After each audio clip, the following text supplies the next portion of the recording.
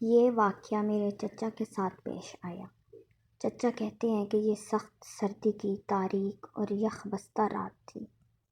اس وقت ہمارے گاؤں میں آبادی بہت کم ہوا کرتی تھی۔ چند ایک گھروں سے منسلک بیٹھک ہوا کرتے تھے، جس میں رات دیر تک بیٹھ کر دوست گپ شپ لگاتے تھے اور ہنسی مذاق چلتا رہتا تھا۔ اور پھر سردیوں کی راتوں میں تو کافی وقت گرم کھانوں اور زیادہ تر چائے سے ہی وقت گزاری کی جاتی تھی۔ جن دوستوں کے گھروں کے ساتھ بیٹھک منسلک ہوتے تھے تو تمام دوست ایک دوست کی بیٹھک پر جمع ہوتے تھے۔ پھر جاتے وقت طے کیا جاتا تھا کہ اگلی رات کو کس دوست کی بیٹھک پر جمع ہوا جائے۔ ایسا ہی ہم دوستوں نے متفقہ فیصلہ کیا کہ گاؤں کے آخری سرے پر موجود روڈ کے ساتھ ایک دوست کی بیٹھک پر جمع ہوا جائے۔ چچا کہتے ہیں اس رات میں نے کھانا کھا کر اپنی چادر اٹھائی اور دوست کی بیٹھک کی طرف چل دیا۔ رات تاریک تھی، راستہ دیکھنے کے لیے اپنی ٹارچ بھی لے لی۔ اس وقت پیناسونک کی ٹارچ ہوا کرتی تھی جسے کندھے پر بھی لٹکایا جا سکتا تھا۔ تاریک رات میں تھوڑے دور اس دوست کے بیٹھک تک جانے کے لیے خاموش ماحول میں چلنے لگا۔ ارد گرد سے کتوں کے بھونکنے کی آوازیں بھی آ رہی تھیں۔ بیٹھک تک پہنچ کر میں نے دروازہ کھولا، لیکن ابھی تک کوئی دوست نہیں آیا تھا۔ میں بلب جلا کر وہیں چارپائی پر بیٹھ گیا، ساتھ پڑا اخبار اٹھا کر پڑھنے لگا۔ اچانک بیٹھک کا دروازہ کھلا اور ایک اجنبی شخص اندر آیا۔ میں نے تھوڑی دیر اسے دیکھنے کے بعد سمجھا کہ کوئی مہمان ہے جو ہمارے گاؤں کا نہیں لگتا تھا۔ اسے اٹھ کر سلام کیا اور کہا کہ آپ بیٹھ جائیں۔ بیٹھک والے دوست نے پہلے ہی وہاں چائے پانی کا بندوبست کر رکھا تھا۔ چائے پانی پینے کے بعد اس اجنبی شخص سے تھوڑی دیر باتیں کی۔ کافی وقت گزرا لیکن کوئی نہیں آیا۔ اجنبی شخص خاموش بیٹھا اخبار کو دیکھ رہا تھا۔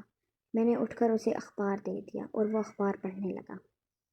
تھوڑی دیر بعد میں نے اسے کہا کہ آپ یہاں بیٹھے رہیں، میں گھر جا کر آپ کے لیے کمبل اور بستر لا کر دیتا ہوں، کیونکہ آپ مہمان ہیں، اس لیے رات کو آپ یہاں آرام کریں۔ اس نے کہا ٹھیک ہے۔ میں اٹھا، گھر گیا اور کمبل اور بستر اٹھا کر بیٹھک میں لے آیا۔ وہ اجنبی شخص ابھی تک اخبار پڑھ رہا تھا۔ میں نے بستر اور کمبل رکھ دیے اور اس کے سامنے خاموش بیٹھ گیا۔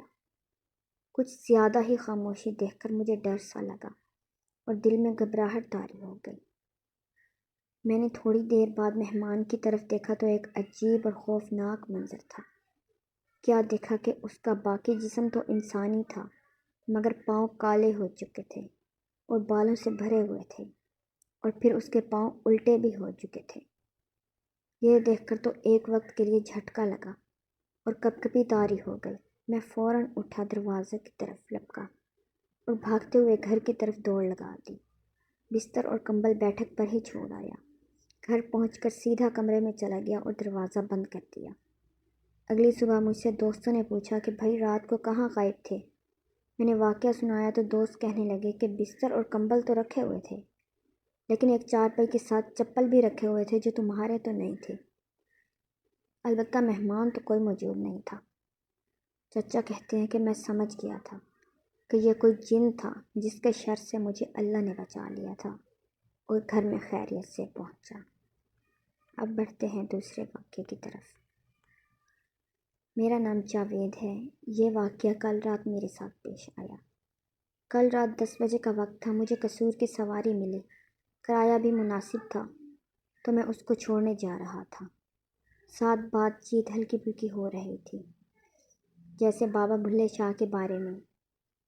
میں نے اس سے جنوں والی مسجد کے بارے میں تھوڑی طنزیہ لہجے میں بات کر دی کہ کہتے ہیں کہ ایک رات میں مسجد بن گئی، 1000 سال پرانی ہے، یہاں جن رہتے ہیں، یہ جنوں نے بنائی ہے۔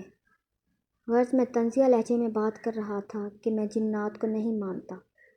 وہ بندہ مسکرا دیا اور اس کے مسکرانے کے ساتھ ہی میرے سر میں درد ہونا شروع ہو گیا۔ وہ بندہ بولا کہ دیکھنا ہے جن کو؟ میں نے جھٹ کہہ دیا کہ نہیں دیکھنا۔ اب ایک اور عجیب بات ہو رہی تھی کہ جیسے جیسے منزل قریب آ رہی تھی تو ماحول پر اسرار ہوتا جا رہا تھا۔ اچانک سے ناگوار سی بدبو جیسے گوشت خراب ہو جاتا ہے وہ آنا شروع ہو گئی اور مسلسل آتی جا رہی تھی۔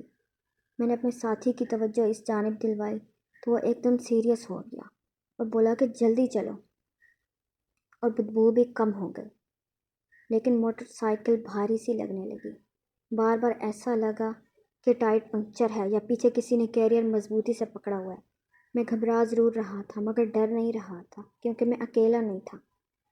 اب جب منزل قریب آنے لگی تو راستے میں ایک قبرستان آ گیا۔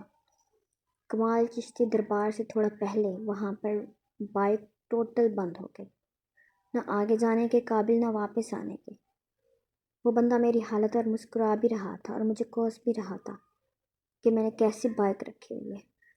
خیر ہم کسی قریبی مکینک کو ڈھونڈتے ہوئے بائک کو دھکیلتے ہوئے آگے بڑھنے لگے۔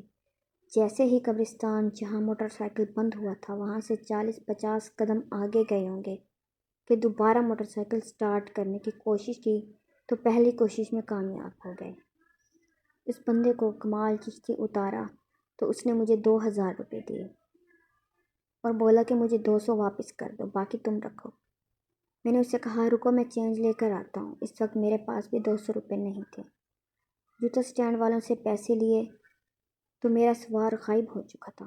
اس کو بہت ڈھونڈا، وہ نہیں ملا۔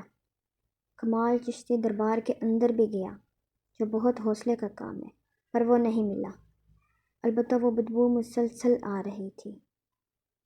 اب تک بھی وہی بدبو میرے دماغ پر چھائی ہوئی ہے اور کل والے 2000 بھی میرے سامنے پڑے ہوئے ہیں۔